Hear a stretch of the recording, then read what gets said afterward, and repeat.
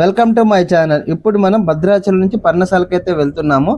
భద్రాచలం నుంచి పర్ణశాలకి 34 కిలోమీటర్ల దూరంలో అయితే ఉంది. పర్ణశాలకు వెళ్లే మార్గంలోనే మనం చిన్న అరుణాచలాన్ని అయితే దర్శించుకోవచ్చండి.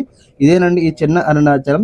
ఈ చిన్న అరుణాచలం గురించి ఫుల్ ఫ్లెడ్జ్డ్ వీడియో మన ఛానల్లో ఉంది, ఇంకా డిస్క్రిప్షన్ లో ఉంది అండ్ ఐ కార్డ్ లో కూడా పెడతానండి. ఇప్పుడైతే మనం పర్ణశాలకు అయితే వెళ్ళిపోదాం పదండి.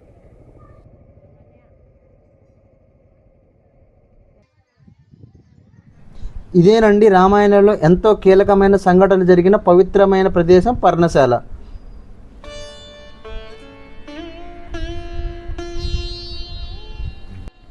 ఈ పర్ణశాలలోనే సీతారామ లక్ష్మణులు వనవాసం గడిపారండి. ఈ చిన్న కుటీరంలోనే వారు సాధారణ జీవితాన్ని అయితే గడిపినట్టు మనకు చెప్తారు. ఈ ప్రదేశం నేటికి ఎంతో దైవిక వాతావరణాన్ని మనకు గుర్తు చేస్తుంది. అయితే ఇదే ఒక ప్రదేశం ఒక పెద్ద విషాదానికి కూడా మనకు సాక్ష్యంగా నిలుస్తుంది. రావణాసురుడు మాయతో వచ్చి ఇక్కడే సీతమ్మను అపహరించాడని పురాణాలు చెబుతున్నాయి. ఆ క్షణం రామాయణంలో అత్యంత భావోద్వేగమైన ఘట్టం.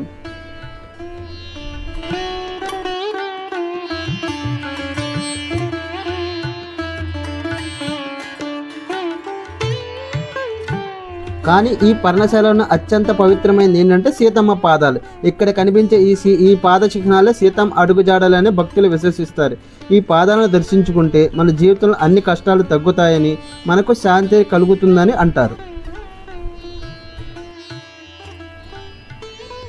ఈ నేలపైన సీతమ్మ నడిచిన ఆలోచన ఒక్కటే మన భక్తిని మరింత పెంచుతుంది. ఇది కేవలం ఒక టూరిస్ట్ ప్లేస్ కాదు, ఇది ఒక దైవిక అనుభూతి.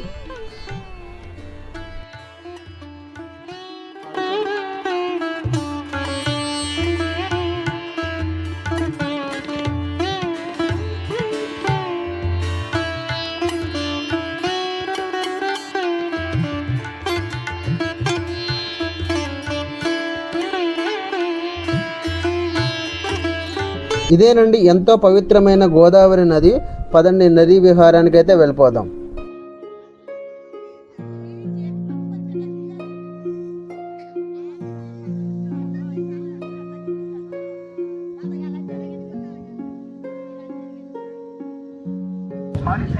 ₹60 మాత్రమే. పవిత్ర గోదావరి నదిలో Srirama motor boat Srirama motor boat మనిషి ₹60 మాత్రమే.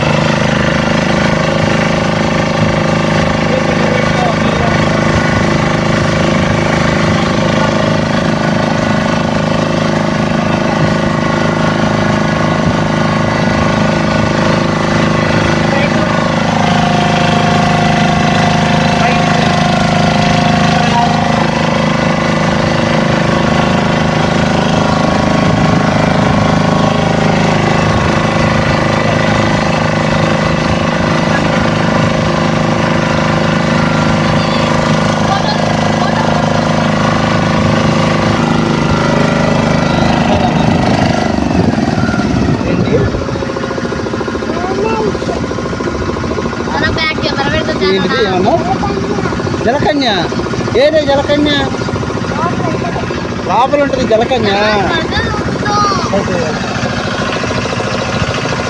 కొండలది.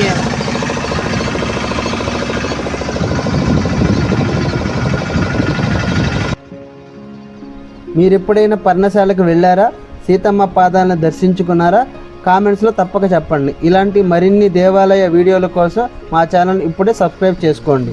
లైక్ చేయండి, షేర్ చేయండి, కామెంట్ చేయండి.